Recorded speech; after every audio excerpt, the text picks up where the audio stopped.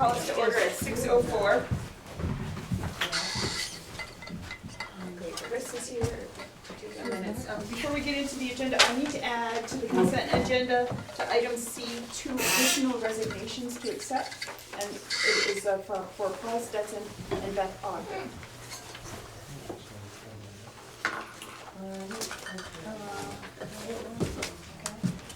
And also, I passed around was the monitoring report for 4.3 agenda planning. If it gets, if we get to it and you want to table it because you haven't had a chance to read it, that's perfectly acceptable. We can make a motion to table it till the next regular meeting, just so that we don't have to read it right now. Okay? Just give you the heads up. All right. Is there any public comment?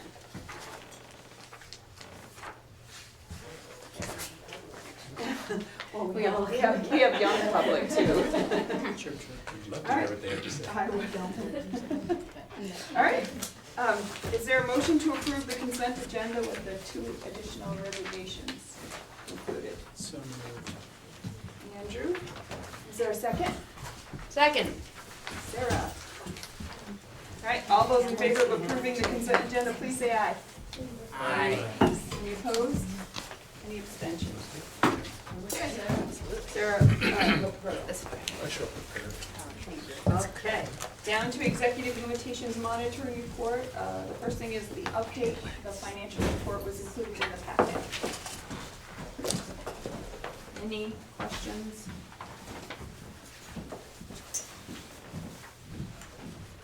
Kevin?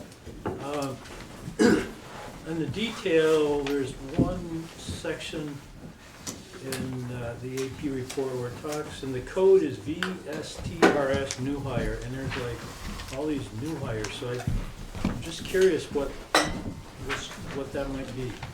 The VSTRS is the Vermont State Teachers Retirement System. And so new hires now, so you may have heard the sort of pension fund for teachers in the state is having some troubles.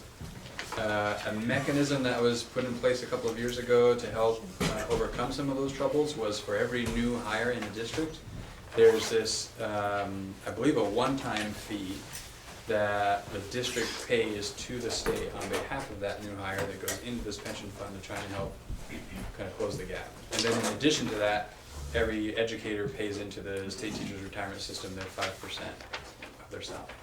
So that would be just the normal annual pay in there? So for the new hires, there's that one time, I think it's one time. Floyd, are you? No. I think it's a one time. I don't think it's an annual. The part that's annual is for grant funded employees. Right. It's part of the same idea. Yeah. But the list is like, I didn't count it, but there's a lot of people there that, in that code. I have to look at that. Yeah, and I couldn't even recall off the top of my head how many new hires we would have had last year, or even coming into this year.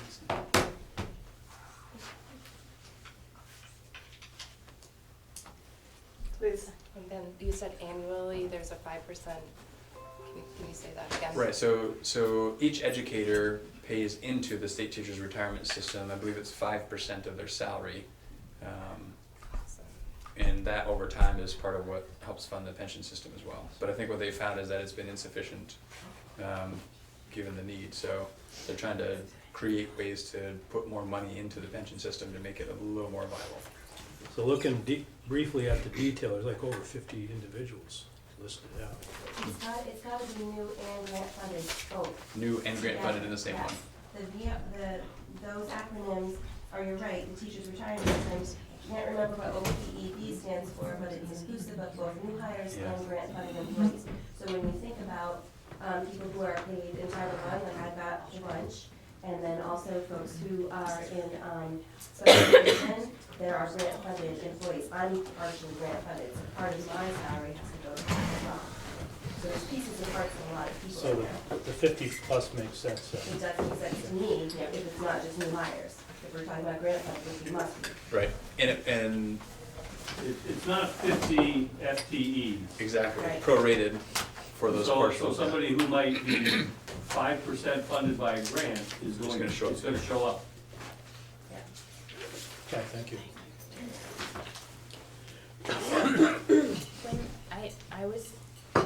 tracking on, where did the page go, where you have the little words? The tuition, an additional student at RES, so does that mean a student is paying to go into Robinson? What does that mean? If I could know where you're looking. Well, it says that would help. 1312, one additional. Oh, you're on the That's overall. the summary page, Is that, top of the summary page. Let me get to that. We had one additional student come in this year, and so that's why we're over budget. We're also projecting that student to be with us again next year. And that's showing as a revenue, must be then. so, Right, so- and it's any student, or is that a paying student? It's a paid student. Okay. Right, so students that are not, that don't live within the 5 towns that attend our elementary schools in particular, would be paying a tuition unless there's some sort of a waiver to attend. So that's usually set at a rate, so it's, probably somewhere in the 17,000 range I didn't know that. for tuition, so 16015. 16015.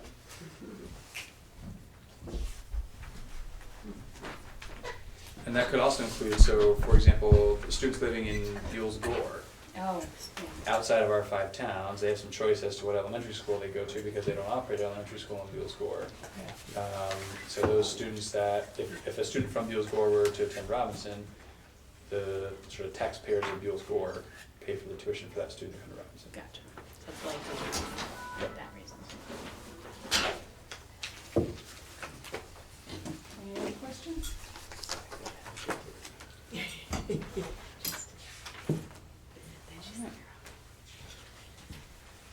Okay, moving down to the update of the strategic plan, and there was a message included in your packet from Spot.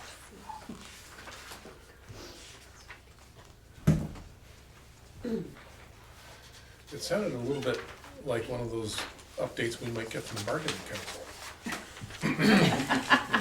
I was wondering if there might be any more detail than what was provided there, other than things look good. Yeah, there's certainly additional detail. I was not Krista there. was not at the last one, but Katrina was, so we can piggyback. But really, the work continued to understand more. So the strategic plan oversight team is really focused on. Oh, actually, Liz, you're there, right? And I think you were there the other night, so you can certainly join in as well.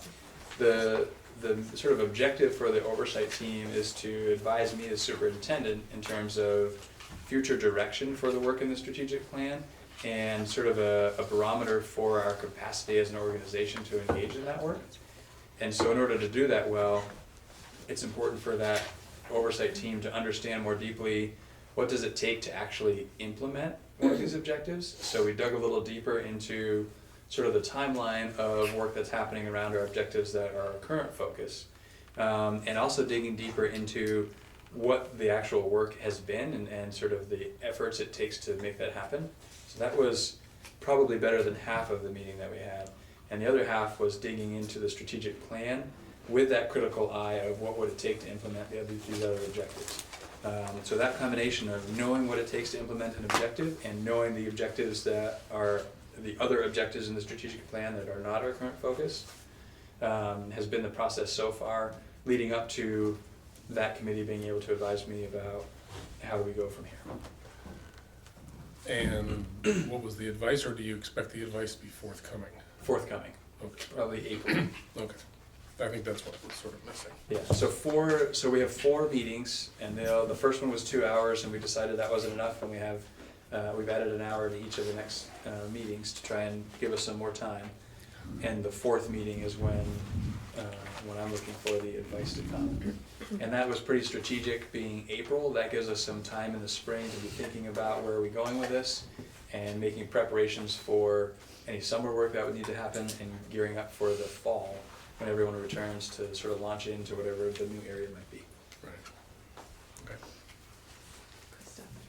I didn't go to the meeting, but I saw some of the links, and I just was struck, and I think I remarked on this to you, Patrick, that there was so much great sharing of what's happening currently, and I just found myself wondering how we could share that out more broadly. and especially with the board getting a better idea of how this is rolling out, and so that might be something that comes out of April. Yeah, yeah. So what links were you looking at, Krista? In the agenda for this committee, Okay. there were a lot of links to initiatives, and just really, it was really robust information about kind of behind the scenes work that I hadn't seen before, so. And the agenda for that committee is sent to, To that committee specifically. So Right. it's not a board committee. right, so you're on that committee, right? Yeah, and Liz also. Right, okay. Would it be on the website? No. Like I would think, like these two, the timelines that you had out for the EIL and the SEL, like those I found really helpful, and maybe other people would. Mm-hmm. So Yeah, I might offer Sure. that we've invited the co-facilitators of both of the SPOIT teams, and I know SPOIT and team is redundant, but I can't fit, to come to our February spot meeting, and part of that will be a bit of an FAQ, like to go just a little bit deeper into the links that you're referring to are some of their work plans currently this year, but also what they envision to be the work of the upcoming years, and also communications. So it has been a big conversation with not as much the whole SPOIT team, but certainly the co-facilitators about how do we and when do we communicate the work that we're doing. We are early still, early. We are developing, we are designing, we are collaborating, and we've really only had, I don't know, the equivalent of 8 days, maybe 7 days, if you don't count last June and some of the work to come up to this year. So we don't want to be too premature. We don't want to overpromise deadlines and that sort of thing. But part of that February connection with the co-facilitators will be to help gauge that. It's not necessarily the spot's job to figure out the communication plan, but some input, like what you're doing right now through the spot, will be really helpful, because they are representative of not just the board, but students and teachers and folks from all across the district. So hearings, teasing that out with them, and then bringing a recommendation to the admin team is what we're talking about just today, this morning. Yeah, because that's the most exciting stuff for us to hear about, and the thing we don't hear as much about as we might like to, so, yeah. And the challenge for me, and this is, I think we only get there through continued conversation, is the level of detail. So we as a SPA have spent 5 hours now together understanding to the level that we understand now the work that's been happening.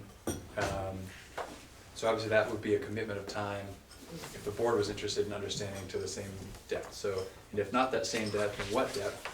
And how do we gauge that? So I think keeping the conversation open to try to figure that out is great.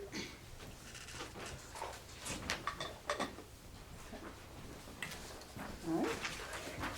Okay, we'll move down to board management and governance.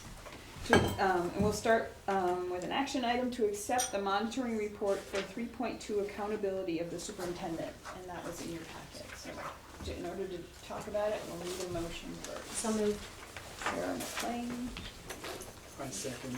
Andrew seconds. Okay. Go ahead. Do you have any questions, do you have any comment? Oops, let me get my phone.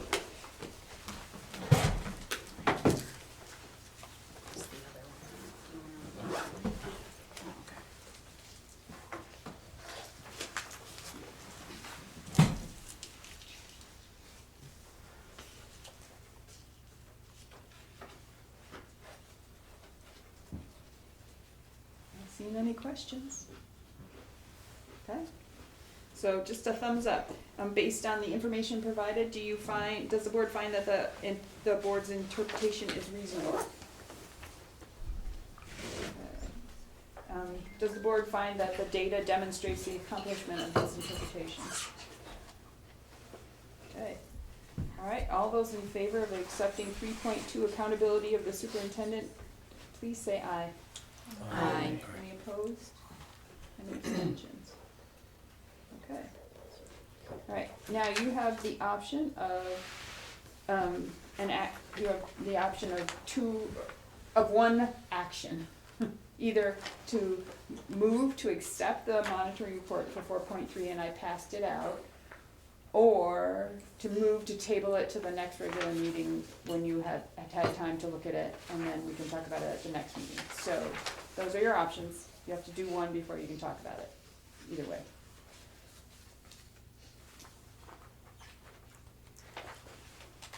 I'll move to table it. All right, so Kevin will. Is there a second to table it? Liz? All right, any discussion? Just at the next regular meeting, our next regular scheduled meeting is fine, okay. All right, all those in favor of tabling 4.3 agenda planning till the next regular meeting, please say aye. Aye. Any opposed? Any abstentions? I'll give you all time to read it. Okay. Next item is an action item to set. Sorry, Dawn. Yes. Just as that, I'm assuming that's going out in an email or something to people who aren't here today? Yeah, it will be on the agenda, Oh, that'll be at on the the next agenda, so the link will be there Yeah, on yeah. the next agenda, so, okay. Next action item is to set school choice limits at 10 new seats in and 10 new seats out. So is there a motion? What is it currently? It's 10 new seats in, 10 new seats out, so, I can describe more. if we just need a motion to, so, Um, all right, to mo- Krista Second. and Steve, all right. Go ahead, you have a question? Yeah, I'm also curious, like, what are the requests that come in as well? So I can just sort of give a brief overview, which I think addresses a couple of those questions and might anticipate some other questions that might be out there. So the 10 in and 10 out are the fewest that we can offer that are required by law. So there's statute around school choice at the high school level. So this is 10, this means we can allow 10 students to choice out of Mount Abe for new seats. So effectively how this would work out is we pretty much always have a wait list for the students that are looking to choice out of MAUSD, out of Mount Abe High School specifically. And so as a result, this would mean a total of 40 students choicing out of Mount Abe. So 10 new each year. Theoretically, each freshman class has 10 students choosing to sort of option their choice out. So if that's 10 each year, that's 40 over the course of the 9 through 12. So it can be a pretty big number, and it's the fewest we can allow by statute. Similarly, the 10 students that can come in, that I think is also the fewest that we have to allow by statute. We have not had, at least to my knowledge, ever a waiting list for kids that want a choice in. So we do usually have a few, 1, 2, 3, some relatively small number. So there's definitely a net exit of students from Mount Abe. How does that affect the pupil number? It doesn't affect the pupil number at all because there's no sort of monetary exchange between schools through the school choice statute, which is why there's some latitude to set limits in terms of how many kids can go out or come in. And is it just simply first ask, first serve? Yep. There's Not first ask, first serve. It's a lottery. Oh, So there's a deadline by which people who are interested in choicing out need to get their paperwork in. And then there's a sort of random selection of students from that lottery, and others are waitlisted, and even the wait list is by lottery. So if there are 5 kids on the wait list, those are sort of ordered by their sort of draft from the lottery. And if one of the first 10 is offered their choice out and they choose not to accept, then we go to the top of that sort of wait list. and does that family then take responsibility for the tuition to wherever they're going? Nope, so there's no tuition that follows. So there's no exchange. The family's responsible for transportation, so if you choose to go to wherever high school, we're not responsible for getting you there or back. But there's no tuition that exchanges. So for the students that we receive, we don't get any funds for them, and the students who leave us, we don't lose any funds because they're leaving us. So if we had 10 students going out, we get to count them as our 10 students, and we had no coming in, then we do. So it's you could argue there's a sort of a benefit, I guess, because we get to count them, but we don't have to educate them. It's all right. If you want to think of it that way. And when people school choice out, is that for 1 year and then they have to reapply, or do they, that's, If you're awarded your choice out as a freshman, that's yours until you choose to no longer use it. So that gets you through your high school career.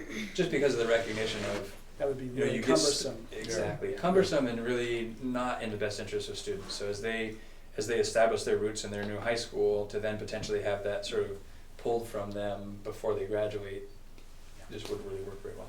Kevin? So the program sounds to me like it's high school and the jump-in point is freshman? Correct. Or could it be Specifically high school, nothing earlier than freshman. in only freshman, or could you? It could be Right. anything beyond. So if we didn't have, so if there were, I guess an example, if we had a freshman class 1 year that had more than 10 people that wanted to choice out, and we had people on a wait list, the next year rolls around and those people that didn't get the option last year are highest on that list. So they're still, that wait list becomes sort of the first group of the next 10. And then new lottery people are added. So as a sophomore, if you didn't get in as a freshman, you'd have sort of first dibs at choicing out as a sophomore. Maybe you do, maybe you don't, because you had your freshman year in high school, et cetera, and you want to just keep going.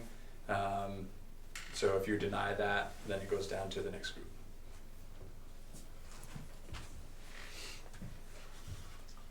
So chances are,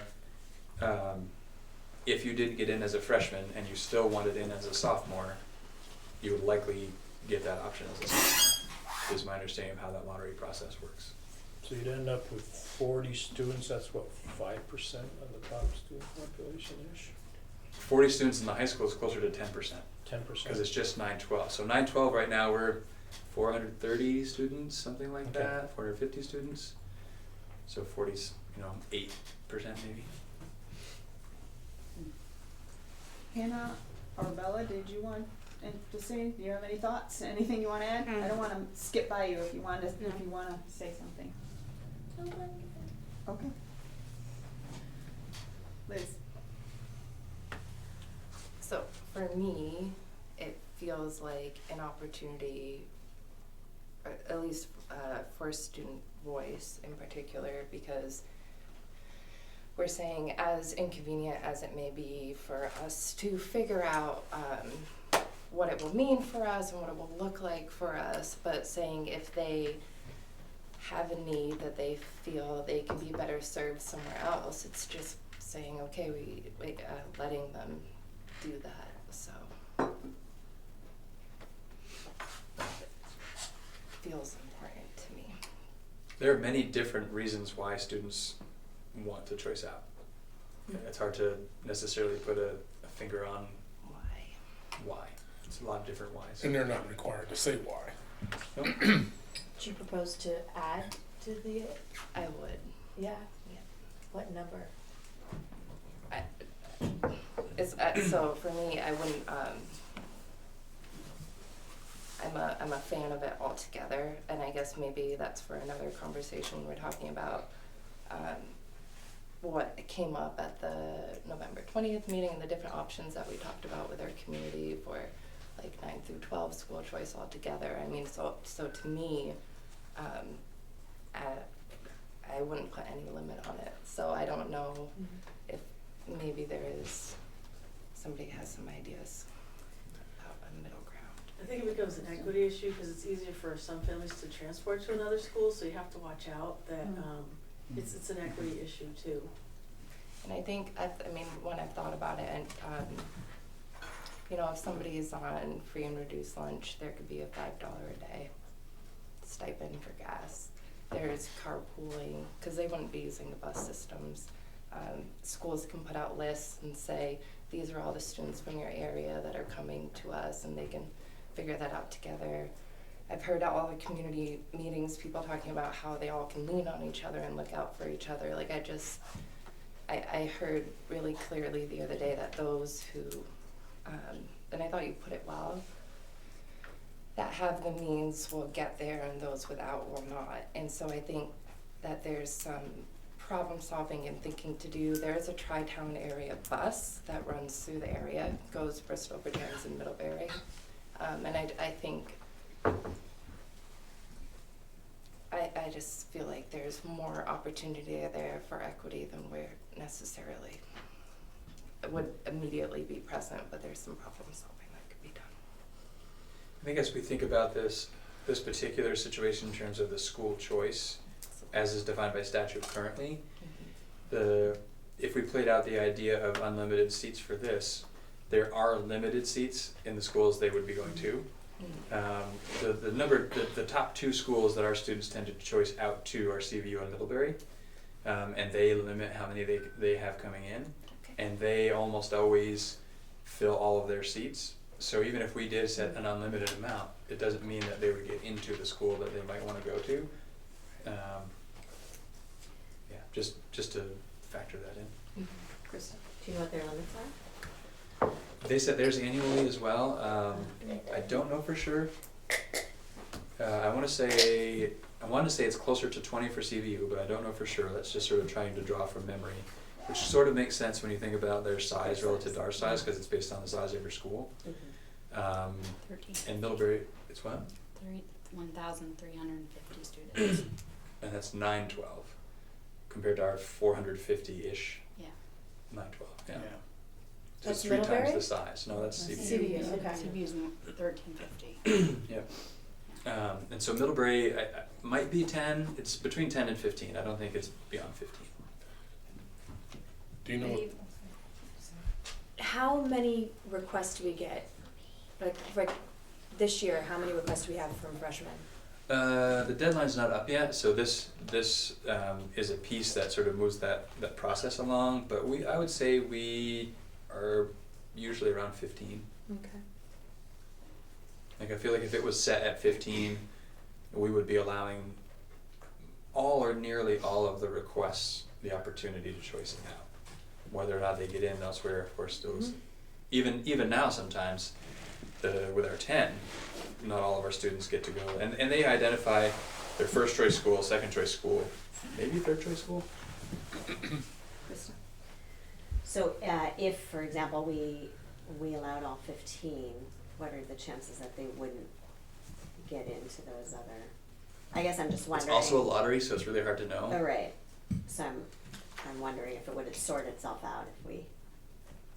Yeah, I think it's important to and nuanced, so difficult to have long conversation about, but also important to acknowledge the impact 40 to 60, if we increase it to 15 students fewer in our high school would have in terms of class size, rosters. What does that mean? Like, can we,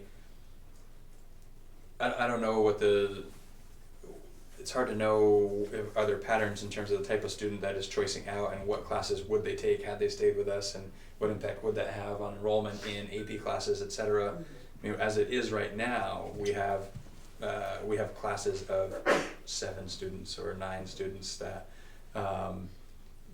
we know are costly, and we still offer because we want to maintain a breadth of programming. So, and there's a value in having more students in those classes, not only from an economic perspective, but also from a depth of conversation, student interaction, student discourse perspective. So there are consequences that way as well. I think I already answered it in my own, but like in theory, the theoretical 20 students that CVU could take, that's not just Mountain Aid students, and that could be like South Hero or Burlington, or so. Any number of schools, yep. Yeah.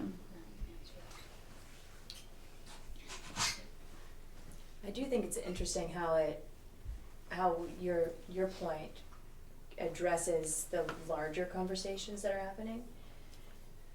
So I appreciate that perspective, and I think all we actually can affect are our numbers.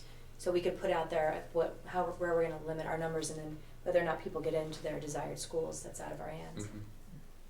And important to acknowledge too that a significant difference between school choice where no money exchanges hands and school choice where $20,000 per student changes hands. Right. schools will be much more willing to open the doors when there's a $20,000 check that comes with each kid that comes through. Mm-hmm. Okay. Any more questions? Need any more information? To understand it? Okay, all those in favor of setting the school choice limits at 10 seats in and 10 seats out, please say aye. Aye. Any opposed? Any abstentions? Okay. Next is an action item to discuss and accept the proposal for additional services provided by Susan McCormick and Creative Discourse. That packet was passed around. So we did.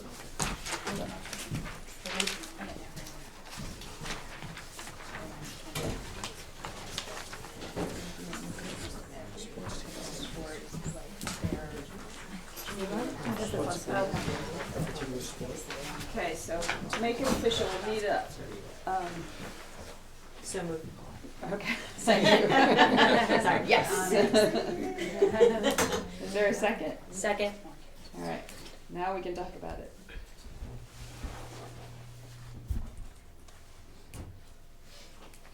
I think it's a great idea. I seconded it. We talked about it a little bit last time, and, you know, it's an investment that I think we need to continue making. Kevin? I agree. I was very impressed with the balance that she has brought to the conversations today, and I don't think we would be nearly as successful through that process without her, and I think it's important to continue it till we get to the point where, you know, we're gelling and can grow up and be on our own. Sarah? I thoroughly support this. I think it's really helpful to have somebody kind of lead the way and organize it. I'm a little worried about this January date, so that's my only hang up is for the date. I think it's really important that we're all there, and I know that doesn't have anything to do with this, but there was only 4 days offered, and I panicked a little bit about that. So I don't know if that was because of her and when she could do it and stuff like that, but I just wanted I think it was for that retreat day, there were those 4 days, but Yeah. some of it was Sue's schedule, she's booking, so. That's basically when Sue and all of the administrators are available. Okay. That's what limited it to 4.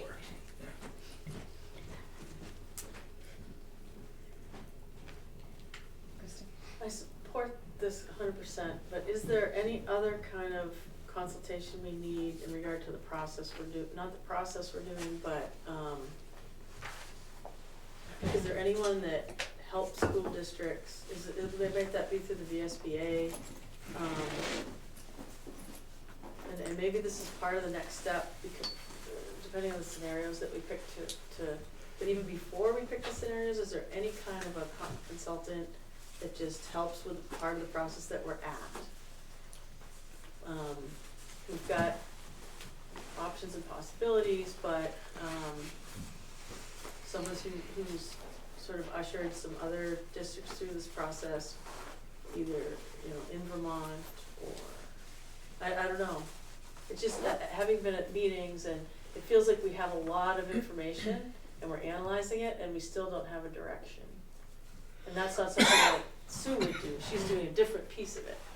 So is there any through the VSBA, or, I mean, I can look on the website, but later.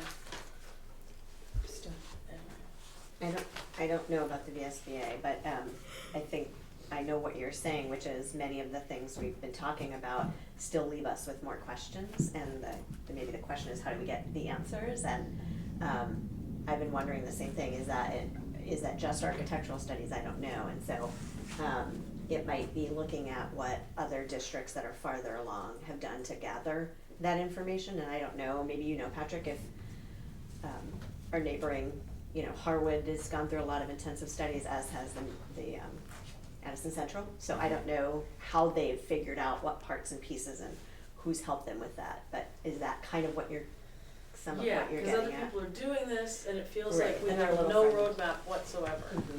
Like, what we have is great, it's awesome, but we have no roadmap going forward. Yep, and I also don't know if we get at some of that, if that might be part of what we talk about at the end when we have our retreat.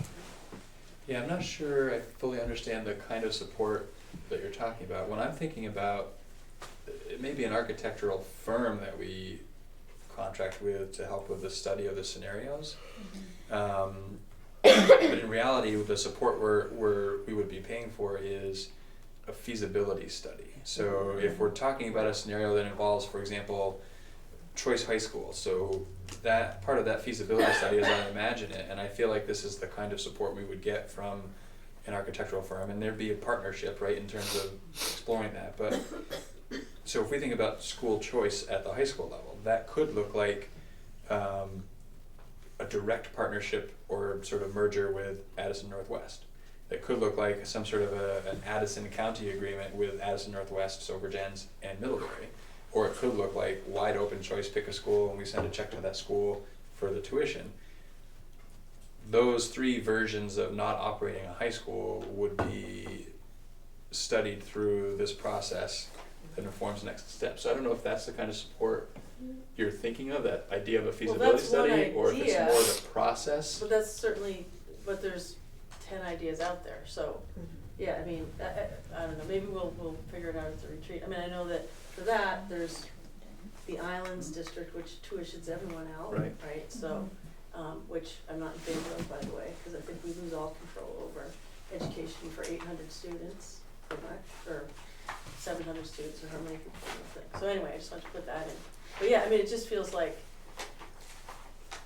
it's a new process, and So you're thinking more support in making decisions about which scenarios to study, yes. not so much support following the scenarios Yes. to study. And I don't know if that exists, it may not, and we just have to wing it, so that happens too, so. Well, I also think, architecture firms are a little bit limited in what they understand, coming from one.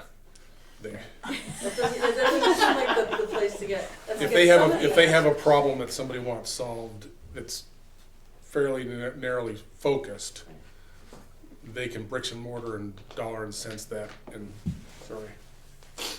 system to analyze that pretty well.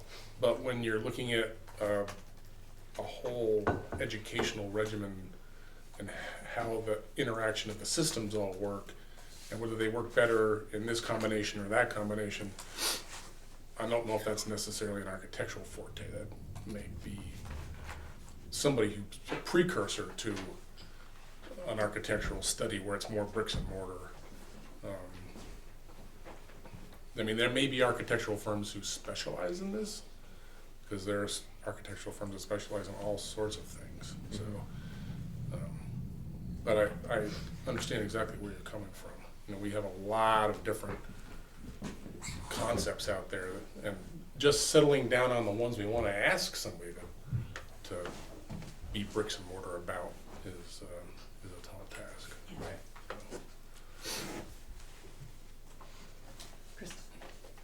Yeah, just thinking about our timeline, I guess we'll have a board meeting before our retreat in January. No, okay. No board meeting would follow. Right, so and I haven't yet said that the community engagement committee will meet before then either, but there are some of these lingering questions about what kinds of information are we going to want, and I don't know if I think some of our retreat time will have to be hashing some of that out, and maybe there's a way to get feedback from the board as the agenda continues to get built, so that even if Sue and Patrick and Don and I are talking about how to keep building the agenda, which we have a general idea of, we can be sure to be including, since we won't have a board meeting, what this group wants to make sure we're talking about. It's really hard because everything's happening so fast, and it's hard to figure out the time to get us all together, but yet we need to make sure we all are getting what we need out of the process, so. I might add, we're also doing a principal search format aid, so if that's a very loud possibility, if people hear that possibility, are they gonna, Oh, the choice. Mhm. yeah, Mm, wanna makes sense. dive right in? I think that's, Oh, I think all the scenarios have ripple effects.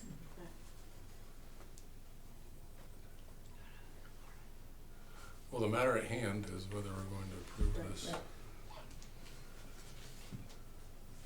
Need to talk about it anymore? Okay. So, we've done the discussion part. So, the action was to discuss and accept the proposal for additional services by Sue and Creative Discourse. All those in favor of accepting the proposal, please say aye. Aye. Any opposed? Any abstentions? Sounds like a thunderstorm. It does. It does. I keep It's a rolling thinking. part, isn't it? I keep thinking. Thunder snow. All right, the next item is to appoint an additional member to the bargaining council. Here we are begging it in. That was 2 years ago. I mean, the action could be no action, What is our action? but there are 4 of us, and so there are 2 working with support staff and 2 working with professional staff, and we could use 1 more. Who's not here? What's that? Who's not here? That's one way to do it. That's how it works around here, just don't show You up. don't show up, all of a sudden.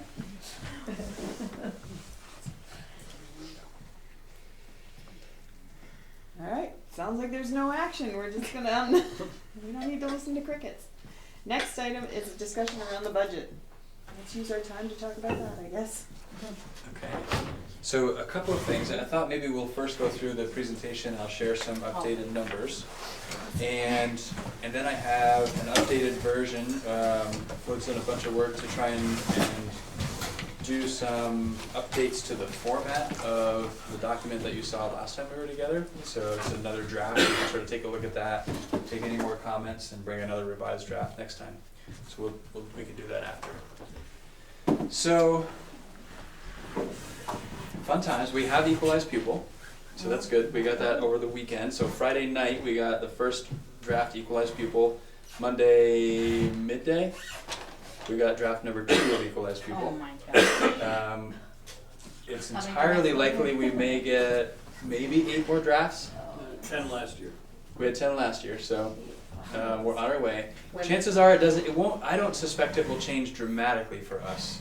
Like for example, Friday night, the difference from Friday night to Monday was a 1.5-ish equalized pupil. So some fine tuning along the way. Among the last 10 drafts you got last year, what was the delta, remember? I would say among 8, if I think about, of 8 of the last 10 last year, the delta was probably less than 1. So it's pretty close. So when they put a draft, like if there's a change anywhere, they put out a new draft of equalized pupil for everyone. So even some of the versions, there was no change to our delta from version 7 to version 8. I see. So that's It's what leads to a statewide. delta that doesn't lead to much. Now, that's not to say that there couldn't be some like big time oops at the state level that does send us a figure that's a significant change. I would never rule that out. Just past practice has been relatively minor changes. I know neighboring districts are seeing very surprising numbers, not to the good. Ours was somewhat of a pleasant surprise. Others very much not a pleasant surprise, like 50 to 60 or more fewer equalized people. Big impact. So we're fortunate not to be in that situation. So some of this will look familiar, and I'll kind of go through it quickly, and then we'll spend time on where we're seeing changes and talk about some of the impact, although the impact's still at pretty high level because this is still really new information. So same challenge, improving outcomes for students at a cost deemed acceptable by the community, and really making the linkage between community values and strategic plan goals, and being sure that those tie into the work that, or the spending that you see in the budget. This is the target that was set to use the conservative equalized pupil numbers, which now we have better numbers to work with, and you'll see some information working with those numbers. But really the goal being don't exceed that spending threshold. So I wanted to kind of bring us back to what did you hear in October, what did you hear in November, and what are we here talking about tonight? And we'll dig a lot deeper into the December numbers. But if you look on that far left column, those are the figures that we had in October. And perhaps what stands out most of all those figures is, my pointer doesn't show up on the Promethean. We were projecting, using those conservative estimates of equalized pupil, that we would be over our spending threshold by $711,000. I think we used 710 as a roundier number in some of the presentations. When in November we heard there was a change in the threshold. So you can see in red it shows what was different from what you heard the month prior. So the only change in November's information was we got some good news that the estimate from the state on the spending threshold went up by $24 a student. So that took our $711,000 and decreased it down to that $676, which I think we called $677, again rounding for a little easier numbers. There was also talk in the meantime of, oh, and there's this other special ed reimbursement we're not going to get, and we have to account for that. Oh, but wait a minute, now we don't have to account for that. So that sort of was an in and out wash in terms of that over-under. So now we fast forward to December, and we'll talk a little bit about what's different here. So you can see the projected spending decreases by over $1 million. This assumes a few things, and we'll get into these a little bit more, but most important for this conversation right now is this assumes that we take advantage of most of the attrition that we anticipate being generated by the career change that was offered. The others didn't assume any changes along those lines. Now we're starting to say, all right, so if we can take advantage of not all of the attrition, because I don't anticipate that we would be able to not fill all of the positions that we're seeing come through, but if we can take advantage of most of that attrition, this is the kind of savings that we're looking at. And when we couple those projected savings by taking advantage of attrition with an increase of over 24, almost 24 equalized pupil over what we were using for our estimate, that has a pretty positive effect, which you can see now has us projected at being under that spending threshold by $455,000. So that's great news. Why aren't there like But let's stars? not quite dance. I'll let you have your moment, but I'm going to kind of bring it down to earth. Give us a little bit longer, Cash. All right. Stay with this. I can hang here for a minute. This is my happy place too. Let's stay right here. So the next slide's not a bad slide, so we're still in our happy place. But I do want to talk about some of the assumptions that are behind this. So as I said, that does assume that we take it, and this is specifically those December figures. This assumes we take advantage of the attrition that I talked about that's generated by the career change, which I want to remind everyone, we spent money to generate that attrition. So if we don't take advantage of it, we've spent money that was for naught. Kevin? Is this appropriate time and place to talk about what the change in landscape would be with the reductions that the attrition is looking at as far as gaps and where it looks like people are taking it and what might be backfilled and what's left, and programmatically what the challenges are going to be? Almost, I guess, is my answer to that. So we can talk high level. So what I can say is right now, the figures that you're seeing, which again don't assume we can take advantage of all of the attrition, but does assume we can take advantage of most of the attrition, 70% or so based on what we know now, has little to no programmatic effect on students. There is a program that's really underutilized that I think warrants further conversation about sustainability. And that's sort of outside of this conversation. So there's more work to be done, and we need to look at equity across schools, et cetera. So not all decisions are included here that I think may need to be made. They're in process. Now we have equalized pupil. We know what we need to do, and we know what we're working with. So we're going to be able to, next time you see this draft, talk in a lot more depth about what those implications would be. Overall, little to no programmatic impact here. And frankly, we're still trying to figure out, A, we don't know all of the folks that are going to submit for career change. And even right now, with those that we do know, we're trying to have conversations about what do we need to fill, what do we not need to fill, and looking at all those with a critical eye. And frankly, even after the budget is adopted and it's put to bed, and even after it's voted in, we will likely have some attrition, not from the career change, but from other circumstances, life circumstances, whatever. And every time we have some of those, we have to have a conversation about, do we need to fill this position or not? So the more we can take advantage of attrition, now, later, whenever, the better positioned we are in the future to hit our budget targets and not have to riff people, which is really the painful stuff. Which gets to the second bullet point here. We had a fair number of positions since this current budget was adopted last year, where people left for various reasons that we chose not to fill. So in addition to taking advantage of the career change that was offered, we took advantage of attrition in other ways in the months that preceded this conversation that we're having tonight. And those are part of the benefits you see in that reduction of expenses by $1 million. So this also assumes equalized people will not change.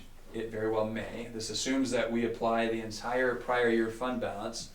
There's some conversation we're going to have. We have a couple of slides that show you a couple of different scenarios about what happens depending on how we apply that fund balance. So we'll talk more about that. This assumes the spending threshold doesn't change. Even though we got that projection from the state, it's still a projection at this point. We feel pretty good about using that number, but that is an assumption that's behind here. And this does reflect the plus or minus $200,000 impact of the state negotiations on healthcare.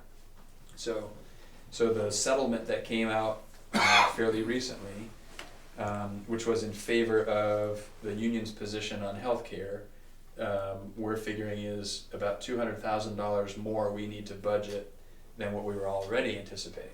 So if you recall, we were already anticipating an increase of about $400,000. We now need to budget about $200,000, and we can talk a little bit about that. So part of the 200,000 more. 200,000 more, right? So 600. 50% more than what we were thinking, right? And here's what's sort of tricky about. There's a lot that's tricky about healthcare. What's particularly tricky right now that's relative to budget building is our current healthcare, the district pays last dollars, right? Employee pays first dollars, district pays last dollars.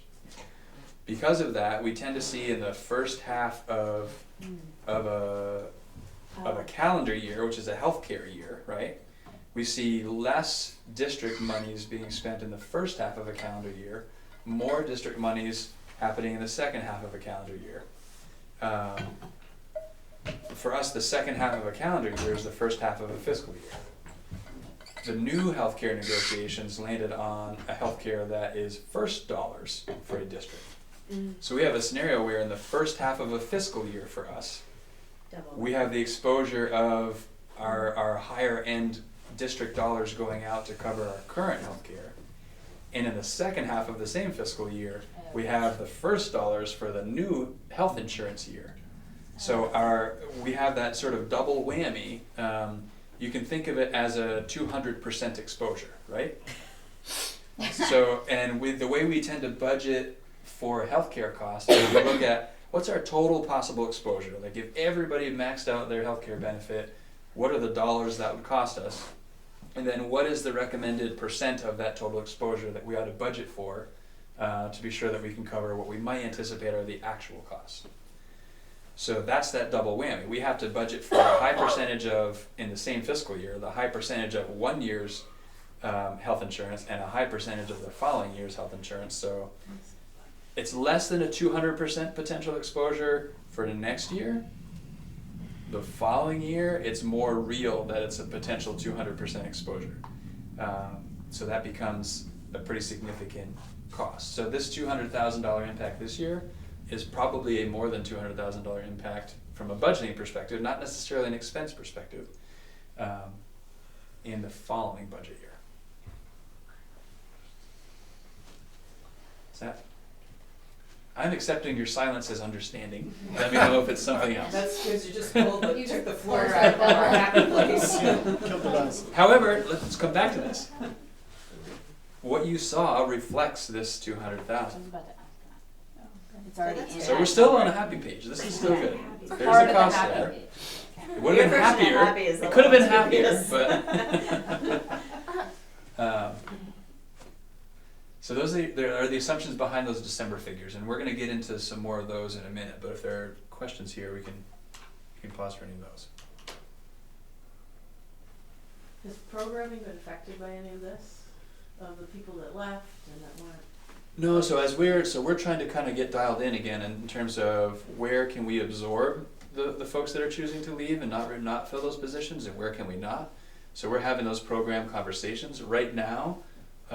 There's little to no impact projected programmatically, and we're still trying to figure it out still. Thanks. Yeah. Can you just remind us when we will have more clarity around that? So you might have seen an email from Jennifer today about trying to find what I thought was a desire from this board is to have another community conversation about the budget when we have a little bit more of the detail, and for that to happen prior to your January meeting where you have to actually adopt the budget. So we were looking at, I think there's actually one date that January maybe was picked 22nd. out. Yeah. Yeah. Just looking at availability and That's the things day. like that. So perhaps January 22nd, not perhaps, assuming January 22nd happens, whenever that meeting happens, we can dig deeper into those programmatic impacts. And I think it's important for the board, even though you might not have had an opportunity as a board to hear those details prior, that's our opportunity for you to hear the details ahead of your January meeting. I think it would be unfortunate for the board to hear in the January meeting where you have to approve a number. That's really ultimately all you're approving in January is what's the number we're going to put on the ballot, and let's approve the ballot and let's approve the warning. But I don't want you to, in the same meeting, say, so here's the number I propose, and here's all the impact. What do you think? Make your decision now. I think it's important for you to have some time to digest ahead of that decision, which is why I would advocate for sort of giving me the latitude to share whatever information we have ready to go on January 22nd or whatever date it is that this lands on ahead of your January 28th meeting where you have to make that decision.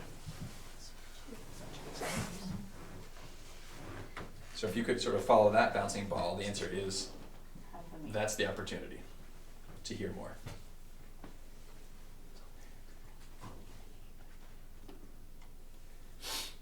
Any other questions? We're definitely going to be digging deeper. So this is a slide you've seen before with some different numbers. So now I'm going to play out two scenarios for you. One scenario assumes, and this is what you saw on that earlier slide with those December figures in red.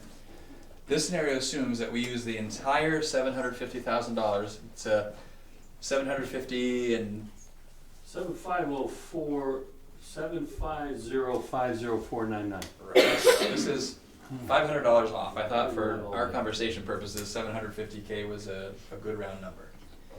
If we use the full 750K of the fund balance and apply that to next year's budget to offset taxes, so that gets applied as a revenue. And if you remember, we have expenses minus revenue gives us ed spending, and ed spending divided by our equalized pupil gives us the cost per equalized pupil, and it kind of all flows from there down to the tax rate. If we use the entire 750K, so that's sort of our best case scenario right now with the numbers we have in terms of financial impact on our community, that reflects a 2.8% increase in the cost per equalized pupil, which is a 1.78% on the ed spending and a 1.06% increase in expenses. So those are three sort of different ways you can look at the sort of impact on spending using the full 750. And here's how that plays out from a tax rate perspective. That's not super exciting. This is really the money shot right here.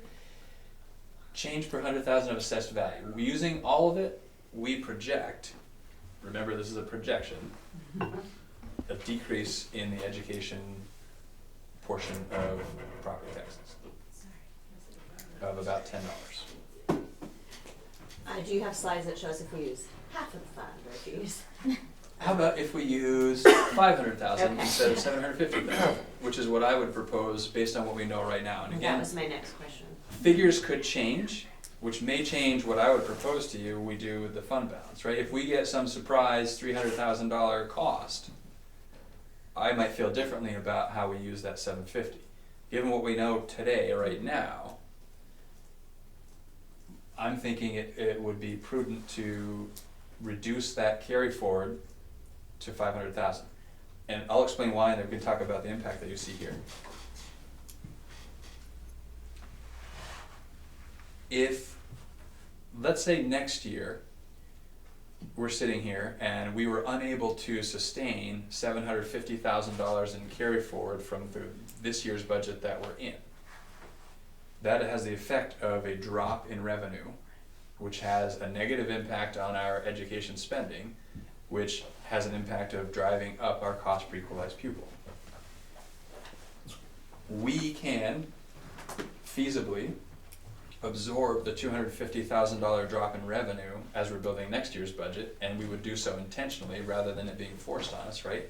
We have the choice now of carrying forward less than 750 because we got some decent financial news around equalized pupil. We may not be in a similar position next year in terms of our equalized pupil projections, and could still be in a position where we're forced to absorb a reduction in revenue because we didn't have a fund balance from this year as great as the fund balance that we had from last year. So the ideal for a fund balance carry forward is a dollar amount that you feel pretty confident in being able to sustain going forward. We were, and to put this into perspective, last year at this time, we made a decision to put $600,000 into a capital reserve fund. Had we not done that, and we applied a full $1.5 million of that surplus to this year's budget, and we only now have $750,000 from last year's budget to use, we would have effectively decreased our revenue by $750,000. And you can imagine the impact that has. Again, thankfully we got some good news this year, so who knows? Had it been bad news this year and we had the $750K hit, we could be in a really tricky spot.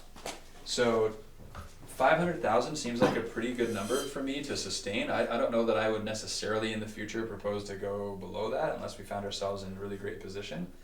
That's 1.5% more or less of our expenses. That feels like a reasonable thing to sort of be able to maintain. And if we had a catastrophic year and we didn't have any fund balance, it's 500K, not 750K, not 1.5 million, not what it could be. In addition, going forward, if 500K is what we want to try to keep year over year, any fund balance we have above and beyond 500K can just be sort of not automatically because there's a process to it, but we can just decide that goes into a capital reserve fund. There will always be capital needs. So that's a good way to not pay interest on money that we need to borrow to take care of capital improvements and actually generate interest from money that's sitting in a bank account.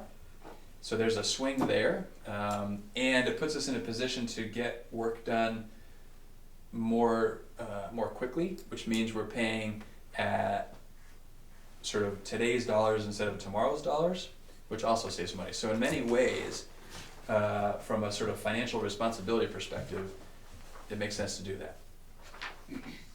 This particular situation, it does have a $250,000 hit on our revenue. So it does mean that our cost per equalized pupil goes up. So you can see my clicker doesn't really work when it's the screen, but the expenses are exactly the same in this scenario and the other. The revenue changes by that $250,000, give or take, which changes the ed spending, changes the cost per equalized pupil, etc. So that's the impact. But we had an extended conversation last year on this, and it was the 500K number that was the recommendation to utilize on a year-over-year basis. Am I remembering that right? Perhaps. I don't recall that conversation specifically, but I don't doubt that the ideal was 500,000. I think. Well, we had 1.5 and carried over 9, right? I'm sorry, what was that? So we had 1.5 and carried over 9, right? Correct. You put the other 6 into account. Yep. So already so we know we can't carry over 9 because we only have 750. So we're already seeing $150,000 sort of reduction in revenue as a result of that. That's built into all the numbers you've seen everywhere. This scenario that you see here, in addition to that 150 that brought us from 9 to 750, would bring that down to 500. I guess I'm looking at, we don't have many years as a complete district to go on. True. in terms of carryover. The one that we started out with was like 2, but that was because of some extraordinary combination circumstances. And then we went to 1.5, and now we're looking at 750. So even without doing anything with any of the money, the fund balance carryovers are dropping. True. So banking some of what you do have today certainly seems like it makes sense, regardless. And frankly, they have been dropping, that's real, and they should have been because we were carrying forward Too much. way too much. Yeah. And frankly, we had too much left over year over year, and the practice of applying all of it to offset taxes was also problematic. So it's sort of doubly problematic in what the practices had been. And we're in much better shape now than we were, and we have an opportunity perhaps to get in maybe a little bit better shape. So I don't recall specifically that 500,000 was the conversation for the target. It makes sense to me. I may have been the one that proposed it. It still makes sense to me if I was. I just remember a lot of discussion when we set aside that capital fund last year about some healthy number to carry over. Yes. It seems so that we make Yeah. that or not. Yeah, I think it probably was, only we recognized to take $1 million out in one hit was too big a hit at one time. And so we took 600 instead.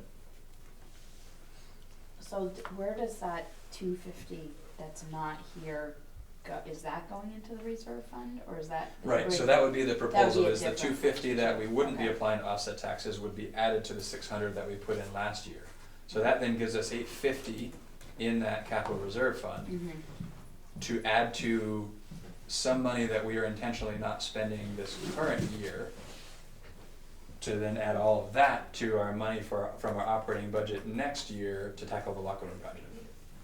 Right, so if we have 850,000 in the capital reserve fund, we could spend another couple $100,000 out of our current year operational budget, and then most of the $1 million next year in the operational budget, assuming that $1 million gets to stay, which right now it is. All of that together saves up what we need to tackle the locker room project.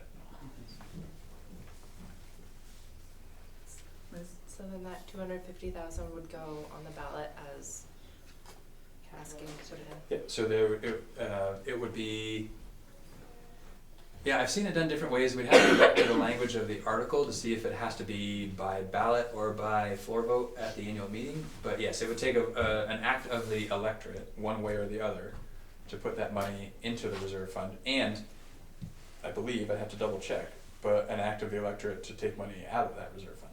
Yes, that's what I understand too. Which we could start talking about at whatever opportunity we have, that the locker rooms might be coming up and explaining that. Yeah. And that's something maybe Floyd to put on your radar, that we need to be thinking about the timing of when to ask the electorate to take the money out of that account. Just as we think about the construction project and what the payment schedule might be, and when we would need to access that money to make our payments and make all those commitments. And then I guess hope they say yes, because if they don't, that's $850,000 maybe that we thought we'd have that we don't. That's risky. Sarah? And what is your reasoning for not going to like 375, or just like cutting the 750 in half and putting half of it in? Here? Mostly it's really a matter of what do we think passes muster with the electorate, right? So right now, what people will see on the ballot is $31,279,000, which is a 3.75% increase per equalized pupil. If we took that full 750 and put it in the reserve fund, that would put us just over the spending threshold, so there'd be a penalty, and the expense would go more or less. Every $250,000 that we lose in revenue in this scenario is a 1% increase in the cost per equalized pupil. Okay. So if we took another $500K out of our revenue, which we could do with the fund balance that we still have in this scenario, that bumps that 3.75 to almost 5.75. Okay. Which then starts to get questionable in terms of what the reaction of the voters would be with the 5.75 figure in front of it. So when we pull money, we have to get the electric to vote on pulling money out of the special The capital reserve fund. capital reserve fund. When we pull that out, does that become revenue and then count against equalized people? No, I don't think it becomes revenue. It's Okay. just, we're just able to spend the money. It's a special category. We can double check on that too, but I don't think, yeah. No, I don't think that counts against us. I think that's the intent of the structure of those capital reserve funds, is to be able to put them there and, basically it's money, the capital reserve fund is money that has already been accounted for through taxes and or revenue or whatever it happens to be. So it's what's left over in a year, Rainy or day fund. right. Yeah. So it's already been accounted for cost per equalized pupil purposes, et cetera. And what was the difference between our spending per equalized pupil in this scenario versus the last one? So this is at 672. Are you looking at a percentage or a dollar? So Dollar. So this is 672 more than last year, Okay. and that's 500. So $172 more per student, give or take. Yeah. And so tax rate. So this is also something that people are interested in, right? So prior scenario, using the full 750 to offset taxes, decrease taxes by about $10. Using 500, increases by about $5. Projected. Krista, can you just remind me what our per pupil increase was last year? Sure. So last year per pupil increased by 1,350. Percent. Oh, percent increase last Yeah, year was like 8.71 or something like that. Oh, Yeah, It it's was big, it was big. Year prior was 1%. okay. So we're nestled right in between the two. But it is, I mean, that's honestly the big driving factor here. No matter what, the total expenses is gonna be a big number, and that's gonna have some sort of sticker shock for people, and they're gonna react however they're gonna react. I would say probably the most important figure is the cost per equalized pupil. And we saw at the last meeting, the direct impact on the tax rate that the cost per equalized pupil has in the way the formula works. So it's 3.75 or 2.8. Or some variation, as Sarah mentioned, these are just sort of picked as benchmarks for good reason, but it doesn't have to be either 750 or 500, it could be something in between. But you said the 750 puts us over the threshold. If we use the full 750 right now, given the numbers that we have, we fear that would put us just barely over, but over the spending threshold. And that has additional. And then there's a tax penalty on top of that we have to account for. So, in either of these scenarios, whether we're moving money into the capital reserve or not, you have a certain number of folks you need to reduce to meet the goal. Yep. Aside from attrition, after taking attrition into account. Or not. Still to be determined. So I would say, I don't know that we would have to make a reduction in force, so RIF somebody that in addition to the folks that are taking their career change. I think to hit the actual number target, we could likely hit that sticking to the people that accepted the career change incentive. Okay, that's important for me. Yep. Because otherwise the 250 could be spent in other ways. Right. So in either of these scenarios, it's potential that we wouldn't have to RIF someone to hit a budget target. There may be, this is where some of the conversation needs to continue, there may be other reasons looking at programmatic sustainability, et Right, cetera, but just that from we a look at. straight dollars. Right, but from a straight dollars, it doesn't seem at this point that it would be necessary to make reductions beyond taking advantage of the attrition. Especially if we consider also trying to take advantage of any attrition that might follow the budget process, like outside of career Right. change. Sure. Which you acted on one tonight that was outside of the career change. Mm-hmm. So that's another form of attrition that we didn't have to pay money to get, that we could still look to take advantage of. Mhm. And those kinds of things, for sure, are not over yet. Krista? This might be for our next time, but besides just looking at the numbers where it's easy to see what makes sense, 750 or 5, or it's easier, more clear. And program is sort of a big word, but when can we talk about what like projected class sizes might be, or what, like our current staff as it is, is that sustainable? Because that might impact what we think we should do, you know, how much we should fund next year, Sure. considering our needs right now. Like, so how well are we meeting our needs right now? And would that consideration be something to, would that be a consideration for 750 versus 500, for example? I don't anticipate that needing to be a consideration in terms of the 750 or the 500, because if I think about it from the perspective of, in either of these scenarios, and in any scenario that goes forward, I don't see us operating outside of the guidelines, Right. class size guidelines. But that's still the averages, but it would be great to know, like, what does it look like in each school? Are we seeing any bubbles? How are we gonna deal with those bubbles? Mm-hmm. What will those, what will that take, and are we comfortable with what that will look like? Or would we want to provide more support if there's a need?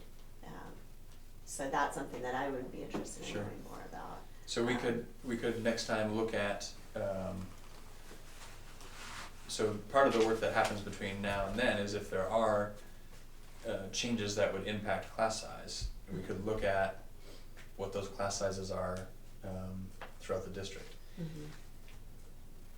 And there are challenges with that, right? So if we're looking school by school, class by class at what the class sizes are, it opens up conversations for what schools do or don't have, and is it fair compared to what other schools have. It can take us down a dark path potentially, so we'd want to think about how do we not go there, how do we not lead people down there. And when you class size at the secondary level, it's a much different conversation at the secondary level than it is at the elementary level, so we have to sort of account for that understanding as well. What's the dark path part? Like, I guess I don't understand that part. For me, the dark path part is comparing schools to schools and people perceiving whether or not their school's getting what it ought to get, when there's so much more to unpack in any of these stories that could be told than we'll be able to do in a board meeting. Like for instance, like the size of the 5-6 class here compared to the 5-6 class at Bristol. So it's seemingly these students are getting a lot more, you know, the ratio is much smaller. And all the inferences that one could make that may or may not be accurate, and the conversation that would be needed to talk through what that all means. And so, for example, Katrina and I together today had a conversation with a building principal that was over an hour about this conversation at one building. That gives you a sense of sort of the depth of conversation and understanding behind configurations, class sizes, the dynamics of the different groups of kids, and everything that goes into that. Yeah. Which we couldn't obviously go into that depth in public session A, and to help everyone get to that same level of understanding.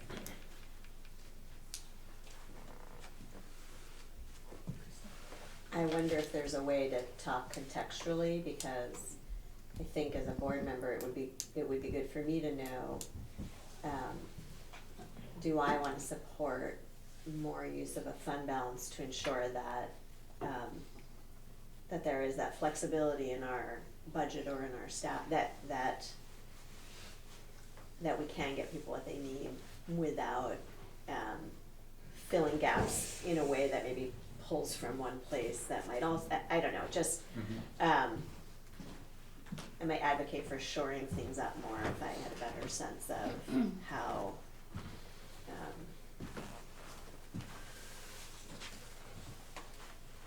I can't finish my thought. It's okay. Kevin? Not to drag this conversation out, but there's also the other side where looking at static staffing of personnel, or no, wait a minute, you're looking at static staffing of students at each building and fluctuating the personnel. There is also the option to make the students flexible through some sort of choice or relocation to satisfy that same issue of balance in the classroom, that should be thought about as well. Mhm. I agree. And I don't mean to no. start another conversation, but there's more options than just staffing. Yep. To take care of an issue. And I think for me, I think it kind of speaks to both points a little bit, but I'm thinking more about what you were thinking of, Krista. I guess I would be concerned if we got to a conversation, or you got to a conversation as a board, where it was, we want to actually put $250,000 of revenue back in so that you can add teachers to this school to do this thing that is a means thing. That gets pretty quickly to a place of the board directing me around means for the ends that I'm held responsible for according to policy. So I'm interested in hearing thoughts and things like that. Like, that's fine for me, but I think that can get tricky. And would be in violation of policy governance, and then part of another policy that I'm held to is to make sure that the board's following policy governance, which is a curious place to be in. We're certain.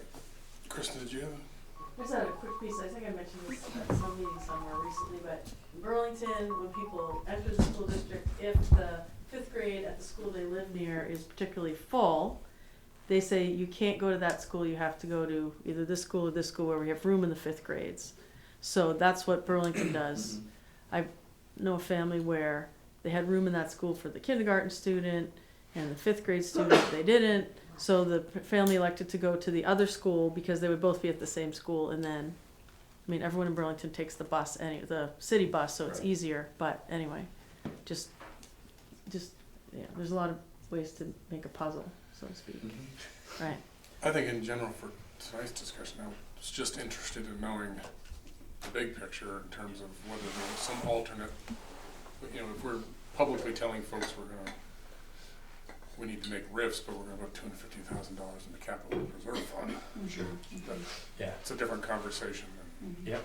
And I think that, and I feel confident given what we know now, and I try to stress that. I don't know if you're picking up on that things can change. So I can't be held to these numbers, but given what we know right now, I'm pretty confident that we won't be forced to make RIFs to hit the budget target. And I also don't want to say that means for sure, I promise you right now, there won't be RIFs. There may be other reasons that make sense to make reductions. And it would have a financial benefit, but the drive wouldn't be because we have to meet a budget target. And so we'll have time in January to hear that and then make a clear decision about whether we support how much, which way. Yeah. Yeah. Liz? I would also, there's this big bold page in our packet, the savings revenue needed to meet or be sustainably under 10% of the spending limit. So this is still us choosing to stay right at under the threshold. Like, this isn't, I wouldn't say particularly, I mean, this is, pretty much as generous as we can reasonably get with the budget. So. And part of this, and I think this is staying high enough level.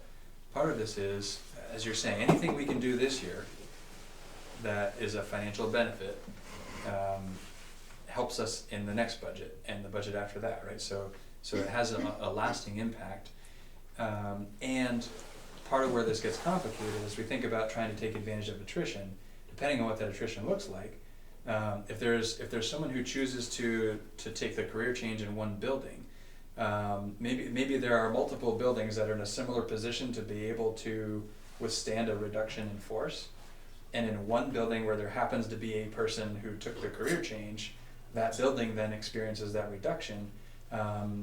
There's potentially an inequity, given that there are other schools in a very similar position that didn't happen to have somebody that takes a career change. And so is it right to not make those changes in those other schools, even though they could? It's simply because they didn't have someone take the career change? I don't know. That's a question that could be answered in different ways with good reasoning. Those are part of the things that we're going to need to continue to investigate and understand more about and make decisions that make sense financially and from an equity perspective as we're trying to sort of build the system. So that's why I don't want to rule out Sure, but I would imagine you would run into some staffing per pupil issues at some point, trying to even balance that discussion out. I'm not entirely sure that's true. And those are certainly things we'd be looking at, but There's declining enrollment is real. that's the capacity. Yeah. And also recognizing we're coming off of a year where perhaps we could have sustained reductions, but we intentionally didn't make reductions because of so many reductions the year before. So we have a year of static staffing levels, with the exception of taking advantage of some folks that chose to leave and we didn't fill, so that's real. And we still had declining enrollment. So that positions us to be able to withstand some change.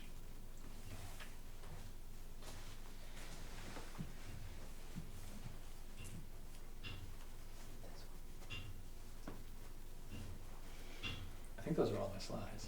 Yeah. So you mentioned the handout, is that? Yeah.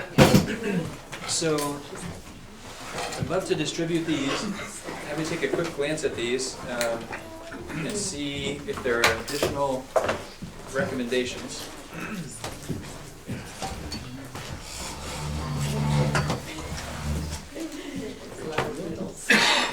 So this first page that's coming around is the summary page. What you saw earlier had two different pages. You had a budget summary and comparison, and you had a revenue summary comparison. So this is now on the same page. And the next thing that's coming around is the detail portion that you saw last time, with us trying to account for some of the formatting changes that were recommended. So if we can get some feedback on this, we can redraft it and bring it back to you again. So I'll give those just a minute to get around, and I'll just kind of walk you through what you see for changes. Just one thing, right? Yes, it's all on. Yep, the first one coming around is just one. One, I'm sorry. Colors are so nice. I know.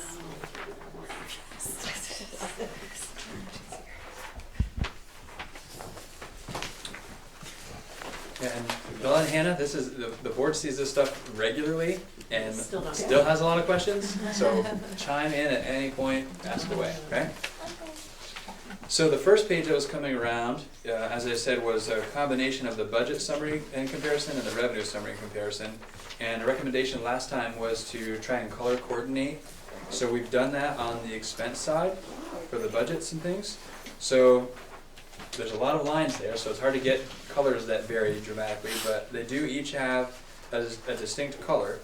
And if you look at the detail pages, the sections are, the colors correspond to each section there, so it's a little easier to track. And we can continue to play around with colors that maybe are a little easier to differentiate on here. But that was some effort to try and do that. Also, the orientation is different now, being landscape instead of portrait, to put those comments on the right-hand side of each line. Instead of footnotes. This footnote, yeah. And then we still have the narrative piece, the sort of blurb at the top of each section that tries to describe a bit about what's in here. This is awesome. And the numbers do tie back. So we had to pick one of these different options that you saw tonight to put in here for you to see. So this is the assumption of using 500,000 in the reserve fund and not the 750. So it ties back that way. I missed that last thing, so the two lines at the bottom, one Right, is so- 750, one's. So if you look at the budget summary and comparison, so that the colored portion at the top of the summary page. Yep. You can see the total proposed budget for FY21 is $31,279,248.21. Yep. That ties to this slideshow presentation where we were looking at the 500, if we use 500K, so 31,279,000, rounded up to 248. Yep. Or rounded down, I should say, to 248. And so you see the difference in dollars there from last year's budget to, or this year's budget to propose next year's budget is $329,013, so that ties to the change that you're seeing on the same slide, which is a 1.06% increase in the spending. So, back in the day, budgets were built on expense over expense. Right. A 1% increase in expenses generally would have been celebrated. Yeah. Times have changed. Well, this So- will certainly be celebrated more than 6, whatever we did last year. Yes, 8.17. And again, important to remember that even the actual cost per equalized pupil changed because after the budget was adopted, the equalized pupil number shifted a little bit. So it ended up, I don't think it actually ended up at 8.17, even though that's what was on the ballot. And that could certainly happen again this year. So, thoughts on the sort of formatting? Obviously, this is a hard copy. I don't think we've gone to the step yet where we were talking about hyperlinks from the summary page to the other sections. We can certainly work on that. It's a little time consuming. We didn't get a chance to do that yet, but it's a simple logistical thing. It's not hard to do. But assuming that happens, I'll accept any other thoughts. And maybe rather than expect that you give them to me here now tonight, feel free to digest this, and as a thought comes to mind, just shoot me an email, and we can take that into consideration as we think about bringing this back to you another time. Was it? Oh, sorry. So for those of you that were at the annual meeting last year and people were not digging the presentation, does this seem more what people were asking for? I didn't go to that. Or Yes, does it seem- absolutely. yes. Okay. Great, thank you. It's really nice, it looks very clean and just, it's very nice. Just curious if there, Yeah. if it's That's if it's problematic to put any kind of an explanation of what these numbers are on the units. Even if it's just a footnote, like over on the side, like make a little example. Not like you have to put it at the head of every single column or anything. Yep. This is a code. This is a code. This is a subcode. Yeah, and honestly, I wonder the value of the codes. Or maybe Right. just Leave sure. them out. Just say this is a code. If it's just Yeah. such a question. Yeah. Now, if you're going to give people the ability to drill way down into something much bigger, that's going to have codes, then maybe that would still be helpful to retain. But, And that thought has been in our, we haven't moved away from that you know, because there was some, we have however many people that want to look at all 1,781 lines. yeah, And that's okay. sure. And having those codes on the front help them to go find it a little bit easier in that deeper dig. Right. But it might be, it just might be too confusing as it stands now.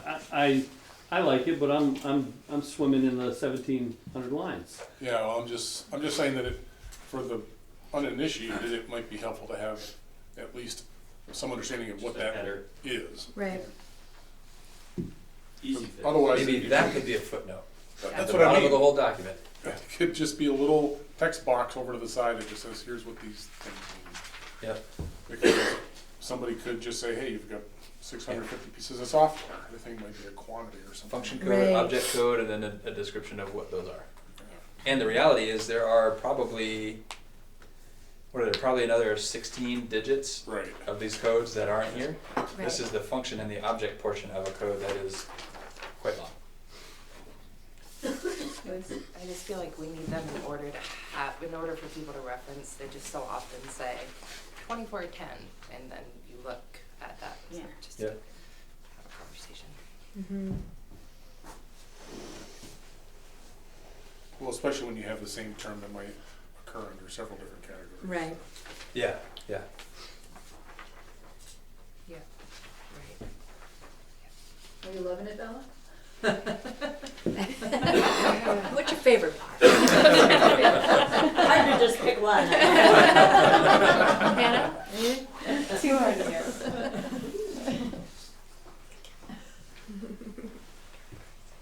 So with that, I'm happy to just, if there's something else now, or as thoughts come to you, shoot me an email, that works too.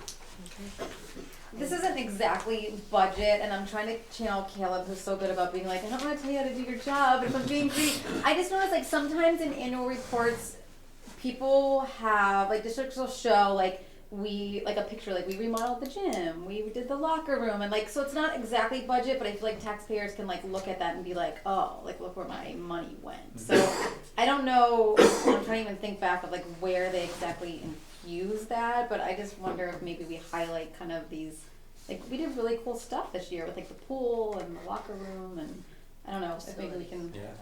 it's not necessarily obviously like in the budget, but maybe when they're looking through the annual report, they're like, yes, like this is good, we did good stuff with our money. Yeah. Just So a thought. thinking facilities specifically? Yeah, I mean, That's and the I think, easiest sort of tangible thing for me yeah, to like see, you I can suppose. see Yeah. it, and I mean, I brought up other stuff before too, of like, you know, whatever kids do that's like really cool, like just like highlighting how awesome our kids are, but that's something I think people can look at and be like, yes, my money went to something really good, you know? Mhm. Or also, you know, I think this is great for the people who wanna just see the hard numbers and have maybe a brief explanation of some of the larger percentage changes.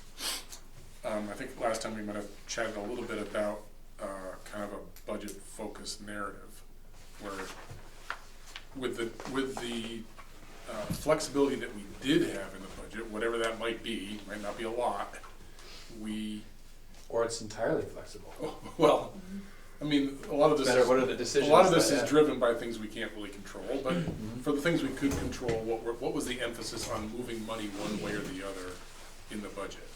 And I think, I mean, there was that little chart you had trying to connect Right. community values, you know, and that sort of thing. I don't know if there's you can condense that discussion into a narrative paragraph or two. Mhm. Just says, our focus with the discretionary spending we had was to do X. You know, last year, I think you could say, well, we were trying to retain our staff. You Yeah. know, and we were trying not to, Yeah. I'd be hard pressed to probably ever use the term discretionary money. I don't feel like that's, I don't know, it's either all discretionary or none of it's discretionary. I feel like it's sort of the place we find ourselves in terms, so, for example, we can control the number of people we employ. So to say that it's out of our control, I'm not sure is entirely accurate. It has implications in terms of decisions and how we exercise that control. But, yeah, but I think your point of a brief narrative that explains some of the things we're trying to achieve programmatically, systematically in this budget, connecting it to the values, strategic plan goals, etc. right, I mean, especially compared to last year, you know, not so much like a complete description of everything the school system's trying to do. And we have other documents that do that, but with the difference in the spending that we were able to achieve from last year to this year, Right. what decisions do we decide to make with that change? Right. Even if it is sort of, so what comes to mind as you're saying that as an example, you know, so much of what we're doing this year is trying to maintain what we put in place last year. So there's not necessarily a big change there, but to be able to say, trying to sustain the systems, et cetera, and to say, put emphasis on security.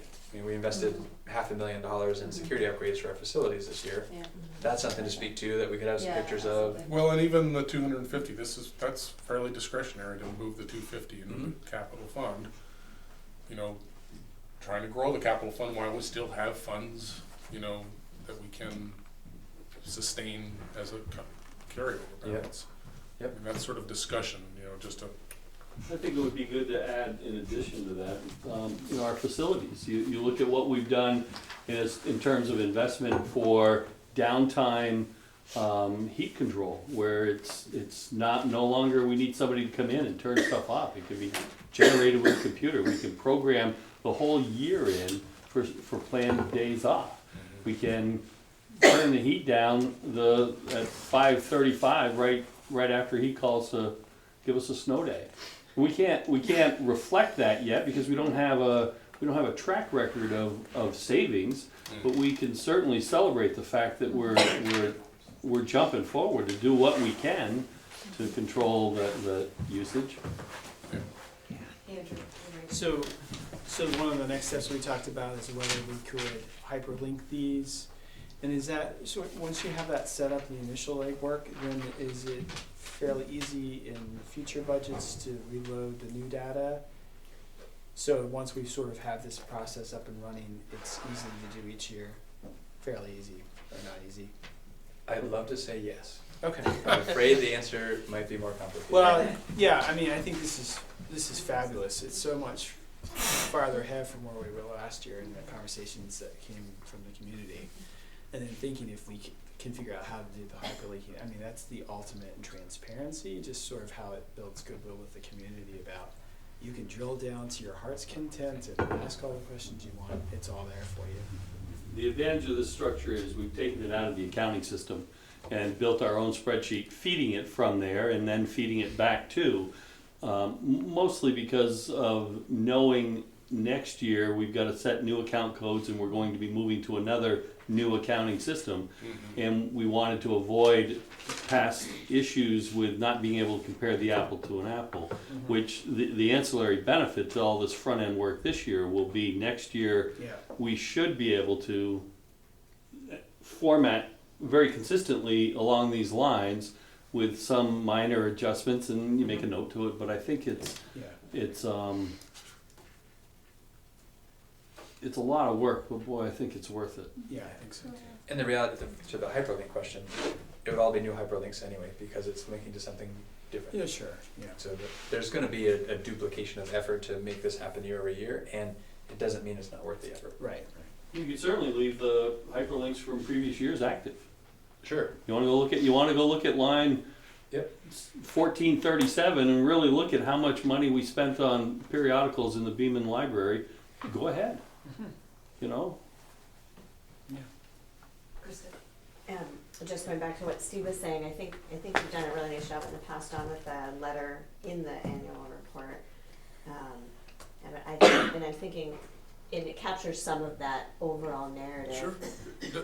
It's the kind of stuff that I think is so important, and for us to always be figuring out how to do and do well to tell the story. And I really like some of the suggestions that were brought up, and and make it, celebratory, as well as letting folks know, some people get really fired up about energy efficiency. Some people really get fired up about safety. Like, what are some key things that, so I think that is, and maybe we could see a draft, or, give you input if there's. Yeah, I mean, I don't mind like sending it, but I don't wanna go to the whole board because wordsmithing with 12 people. No, but more like, I was thinking if people had suggestions of, hey, here's something you might wanna consider throwing in. That might not be helpful at all, but anyway, I'm sure you're doing a Even if good it's job. broad topics, hey, this is something I remember that happened this year that was a sort of a big idea. Yeah, like here's some suggestions, and you can choose which ones and how you wanna weave them in. Yeah. But our, PR around this stuff is important. That could be a great 100%. board exercise, I think, to talk about what are the highlights from this past year? Yeah. Like, what are the big events that are worth celebrating or acknowledging? Just to give you a list of bullets to think about. That sort of reflection is. Do we ever do like an alumni spotlight? That's Like, could we get like a Naemis to do like it, or somebody? Doesn't have to be her, but like maybe a quick song. I totally noticed like a lot of these annual reports do like a this alumni works for like the Pentagon or something. I mean, whatever it is, but you're just like, yay! And we have some of those in the ends monitoring report. This has nothing to do with that, but it does talk have. about it. Well, it's fine. I'm gonna say, are we able to say we heard you last year and we are trying to do a better job and like promote our. Yeah. I think the more you say we heard you, the We better. heard you. Yeah. So I don't know how to put that in there. Like We have responded to your yeah. requests. To show I think as that's a much. fine to thing to provide. include in the opening letter. So we don't have a lot of time, like we don't have time at another meeting because I have to have the chair letter ready by at the next meeting. I should have already turned it in. Right. So putting it into if you the- have ideas about highlights, send them to me I win. yesterday.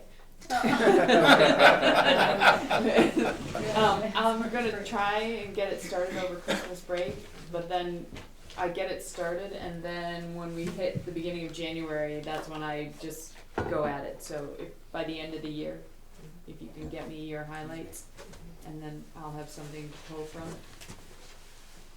What I used to do at Munson is I'd throw it to the vice chair and then we'd Yep, that's what I do. just do it, just so that it's easier to do it with one person than, Yeah, then to Right.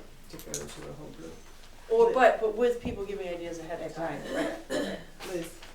This is from a little bit, so there's also, maybe it's a future agendas planning idea, but we have heard the idea before about participatory budgeting, so that's not something we would fit in this year, but if we were thinking forward to maybe next year's budget, and if maybe, it just seemed like it was really powerful for getting buy-in for your community. It was the way that it was presented at the training, so. It's for next year maybe. Anyone else? Bella, Hannah, you wanna? Go ahead and ask what you just said. Well, I go to Melbourne and I use the elevator like every day and it's kind of bad. Very creepy. And so I was wondering why we don't necessarily spend the budget on construction. Doesn't it get stuck sometimes? Well, it's just like creepy. It is creepy. Well, that's not getting stuck still, that used to happen. Oh, that's even worse. So there's things that you see that we could do that are important, but we're not doing them right now. And why is that?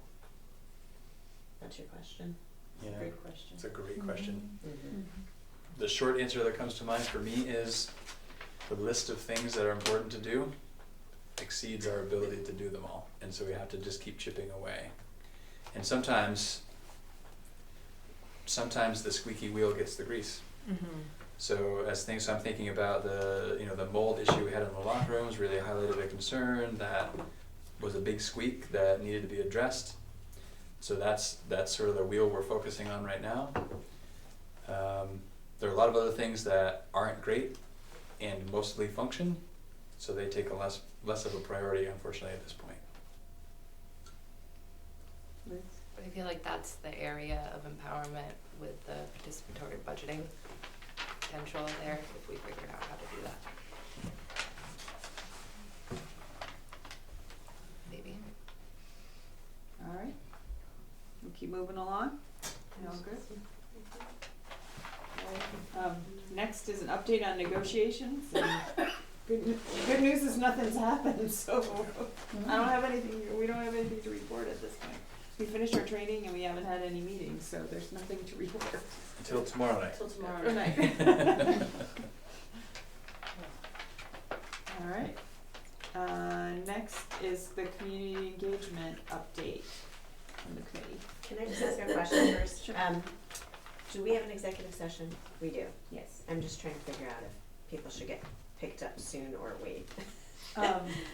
We will have, yeah, you're right, we will have one, so yes, I guess, because Bella and Hannah won't be able to stay for executive session. So, Right.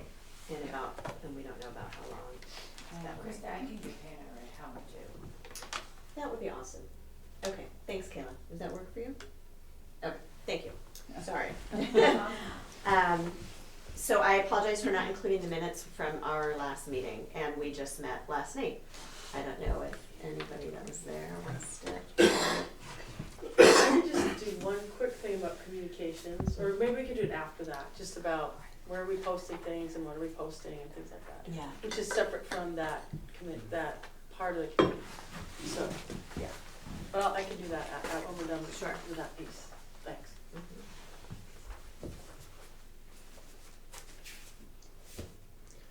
I mean, I'm taking minutes, so I'm limited what typing and whatever. But what I was struck by how it mimicked what is going on in our community, the emotion and the logic and the back and forth at the meeting last night was very clear. Like, there were moments of emotion and moments of, well, you know, maybe we have to look at this, and then the emotion would come back in. So that was, I noticed that as I was typing away, trying to capture stuff.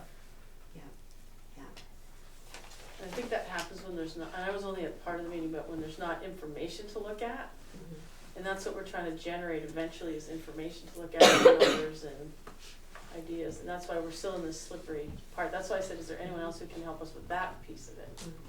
So. Yeah, our goal was to kind of reflect on what's happened so far and think about if we wanted to do additional outreach before the January meeting and and also what we want to send out to the community about what's happened thus far. And so we did spend a lot of time kind of in that reflection of what's happened and how it's gone so far with some of that, the emotional part of the dialogue in the community coming into our meeting and you know, kind of talked about that and then talked about, well, our role is to really figure out how to keep these conversations going outside of this space so that, you know, more people are grappling with this. We also decided not to do any additional outreach right now, just have our meeting at the end of January with what we have so far. And what we have so far is some data that is linked to our minutes that folks can look at. And that's about as far as we got. If you guys want to add anything else. Yeah, Krista had mentioned this at the beginning of the meeting. I was zooming in, so it was kind of tricky I could hear some people and some people I couldn't. But it definitely feels like very much a beginning again. So we have all of this information. We've accessed a lot of community members. And so now, what are we going to do with that and how are we going to move forward? And as you were saying, it mimics what's going on in the community. So I also noticed the parallel process too, that even though we have lots of folks who are very engaged in it, there's still some misinformation about who can close schools and how that functions and who has that authority. Then the rumor about Beeman closing came up again, sort of squashed that again. So there's this parallel process in the room to what's happening out in the community. And I noticed the desire to problem solve budget challenges, which I mean, it does make us when we start thinking about, well, what could we do differently or where would we invest? So that was happening as well. So clarity about even the board's role in that would probably be good.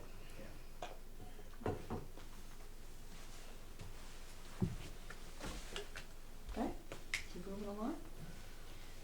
Update from the legislative. I'm sorry. Just a tiny bit about that.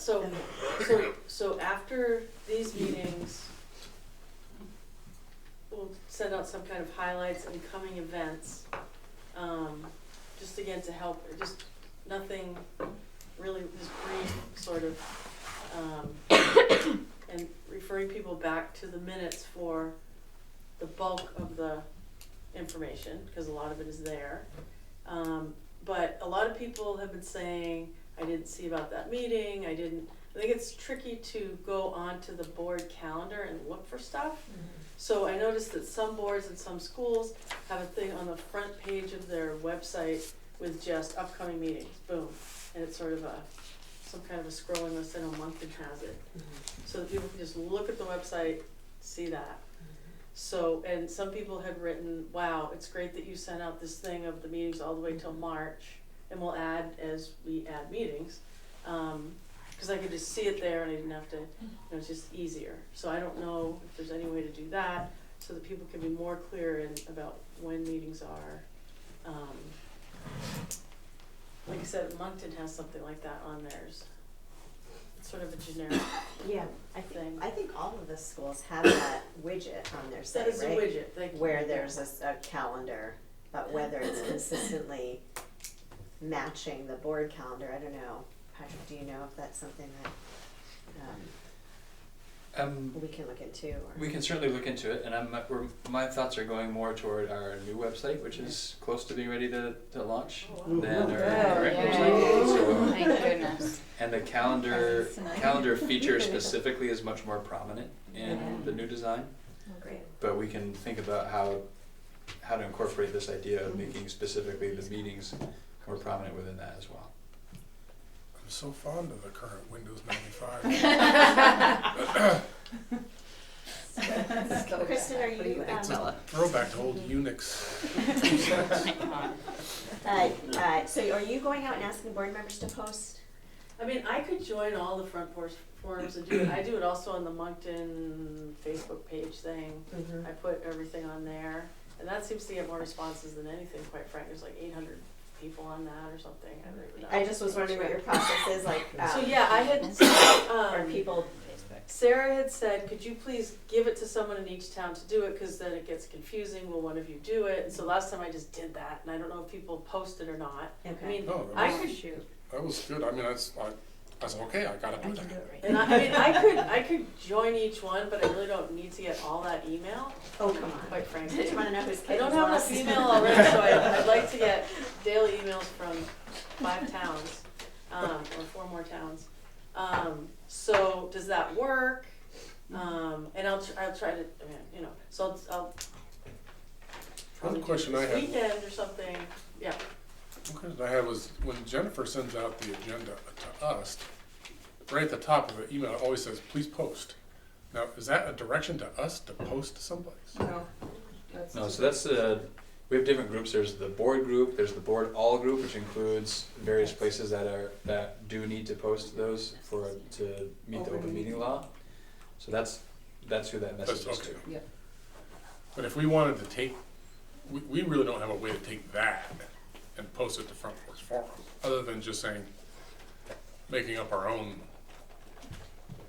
you know. Can you hyperlink the? I mean, I could try to, I mean, I'm not good at that stuff, I can learn it. So hyperlink it with like something that I would send out, when that comes out, we'll send another reminder of the calendar, which usually comes out, 5 days before the meeting or something, the actual email, I don't. Usually it's a week before. It's So we usually a should- week before, so maybe a week before I could send something out that would have a hyperlink on it, cause I'll learn how to do that. Probably my 14-year-old can teach me, right, Hannah? And I'm thinking Ian could teach me how to do the hyperlink, probably. I think he could. So, I'll figure that out. And so maybe when that comes out, I can send another one with just the calendar. And then the highlight one will come out closer to this meeting, hopefully a week, hopefully the next weekend I can do it, right? And we can, So, we can take a look at so we currently pay a fee to send up to 4 messages per month to Front Porch Forum, and it sends to all the towns. I can see if there's an option to pay more money to send more messages, and we can just sort of funnel more of that through central office, because we could then send the Front Porch Forum, put it on Facebook, put it on Instagram, put it on all those various social media And then outlets we that don't we're have to connected do to, it, yeah. and then it's not so many people trying Yeah. to. So there's a way I think we can facilitate this. So it may, if I don't know for sure that it's even an option to pay more money and get more posts, but we can look at it, and if there I'm is, sure they would turn it down. I don't know. It was actually took a little bit of work to be able to do what we're doing. So So we'd be thinking of 2, the highlight one and then the one a week before the meeting, reminding of the meeting with the hyperlink, and the rest of the meetings through 3 months forward or something. yeah, yep. We could do the beginning of each month, MAUSD Yeah. meetings this month. Because the other piece, as I'm thinking about the website again, all of our social media are connected automatically to the website, so it's going to be feeding through the website. So if they're on the website, they're seeing all of our social media posts. So they'll all be connected that way. So if we can put this hard way. if we can put it all in one place, it's easier for board members. It's Yeah. easier for the user to Exactly. go to wherever you want to go, and you're going to see all the Yeah. information. Yeah. Do you call it an announcement? Yeah, an announcement. All right, VSBA update. So, the VSBA strategic plan was reviewed, and they added, the staff added in a retreat a section about membership and membership engagement. And that was approved, so the strategic plan, which is the working document and the document that activities are measured against, is all set. Regional meetings that were approved, there was a proposal to schedule them in the spring instead of the fall, and they were approved on a one trial basis, so the regional meetings will be in the spring. Spring meeting, I think, April, May, June, which to me is early summer, but for this year to see how they go. There's some concerns about attendance at that time of year. The Vsba staff was hopeful that they could spread out all the activity in the fall along with regional meetings and the annual meeting and all that sort of stuff. Statewide healthcare bargaining, everybody knows about that. There was an update. There was, at the end of the meeting underneath new business, there was a member that called out for some training at the Vsba board level around proficiency-based learning, which ended up being quite a bit of discussion about that whole concept, the relative unpreparedness or not knowing, particularly from a board level, not so much from a in the weeds level of the whole concepts and the progress of instituting it and how it's being perceived by colleges and that sort of thing in the next level for students. So that, I don't know if it will become a big issue or not, but it looks like something that there's a desire to discuss amongst the board up there. This is the last sort of organizational meeting, if you will. Next meeting will be in January, and the legislature will be in session, so there'll be all sorts of gearing up towards that. Sue talked quite a bit about preparing for a lot of cost activities and initiatives and topics in the legislature this year. And that's it. Thank you. The next item is an update from the community council, and that was included in your packet. And we have our representative here, so if you ever have any questions, I'm sure they could answer them. Well, so last year was more of our building year, our rebuilding year. This year we've gotten a lot more members, and we've tried to get members from each department, including community members from each town. We welcome anyone to come sit and listen. We're pretty much a proposal-based council. So someone puts in a proposal to us, and we review it for 2 meetings, and then we vote on it. Last year we approved 2 murals, which was to paint. What was it? It was to. We have 2 murals that are not in the hallways that we approved, and then one of them is a mural of a whale that is near the high school science wing, and the other one is kind of a equality, love, positive mural that is in one of the stairwells. Which was put up by Girl Scouts. Yeah. And then another mural in the process of being. We also had 2 proposals put in of a board games club and a video game club. We recently also just passed a proposal for the chess club, which meets weekly. That's it. Do you have anything else? I don't think so. Okay. Do you guys want to talk a little bit about this, the fact that on this agenda for the first time ever, there's an update for community council, and how that got there, and what the future might look like for that?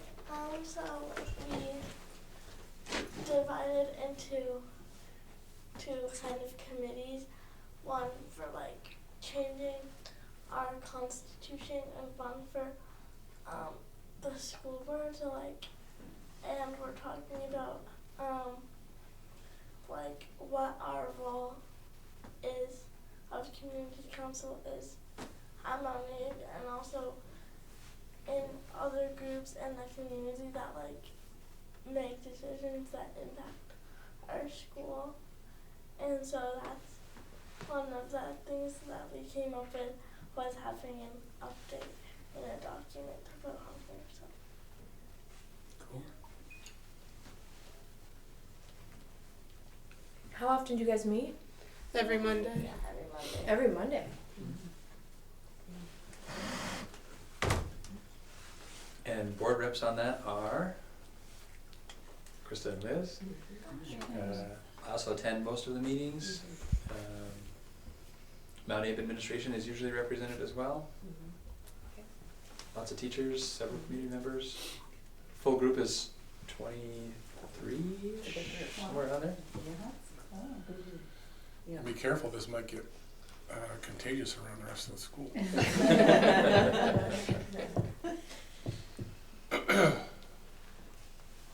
Well, thank you.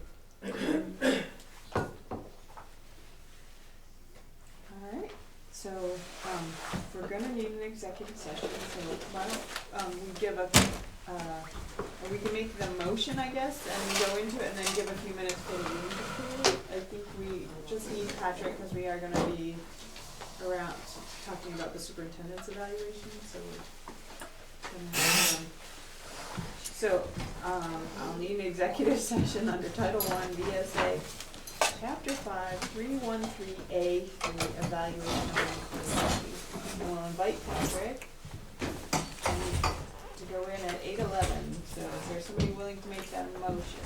So moved. I say. Sarah McLean and Andrew second. All those in favor of going into the executive session, please say aye. Aye. Any opposed? Any abstentions? Okay, we'll give a minute for everybody.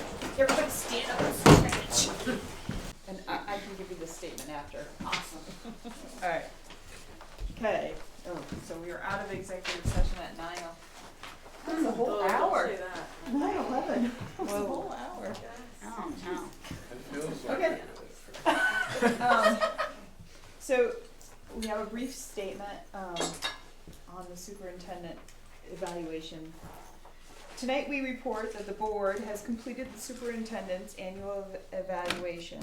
The board is in agreement that Superintendent Reen is making reasonable progress towards the board's ends and improved student outcomes as documented in the ends monitoring worksheet. Superintendent Reen's motivation remains focused on the students of MAUSD and their continued improvement.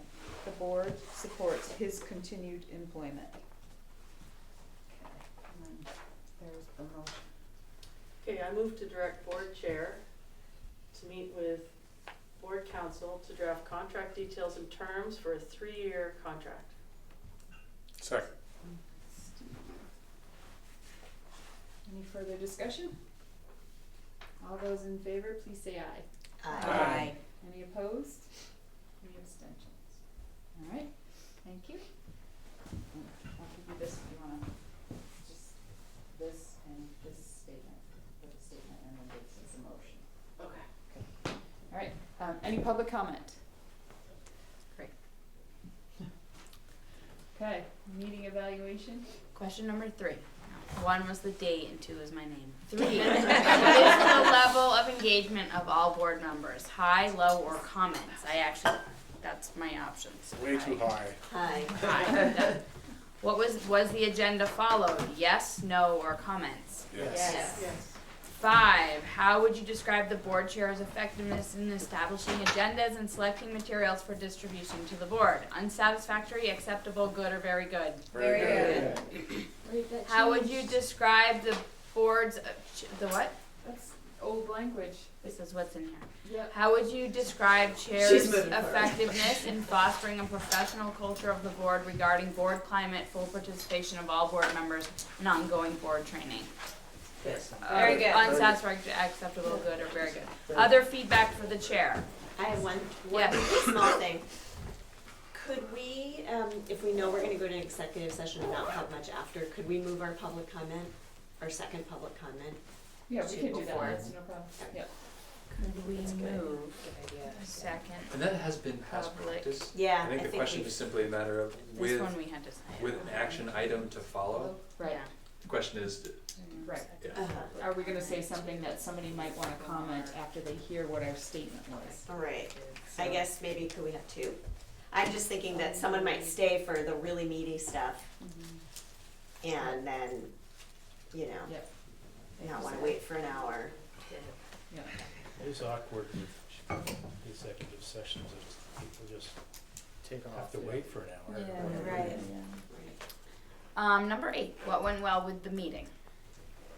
It's ended. The makerspace were great Okay. downstairs. Yeah, that was Yeah, really that's cool. Space at Seaman.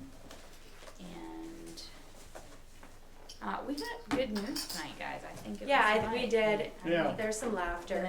The Yeah. news wasn't all bad. Danced a little bit. What really did, suggestions do you literally have for did. ways to improve future meetings? I really appreciated also Hannah and Bella being here Yeah. and Hannah speaking up. Here, here. Appreciation of student participation. And I don't know where she is. I have no idea. What It's so suggestions? strange. I don't know where I get that from. What suggestions from my house? All right, any improving future meetings? No, we're done? Done? Done. Done, thank you. Motion Okay. to adjourn? So moved. Second. Third. Delay All or right, snow day? all those in favor of adjourning at 9:16, please say aye. Aye. Any opposed? Any abstentions? So my guess is the only reason you wouldn't know where you get it from is because you're not sure if it's mom or dad. Yeah, that's my problem. You could pick either one. That is a problem.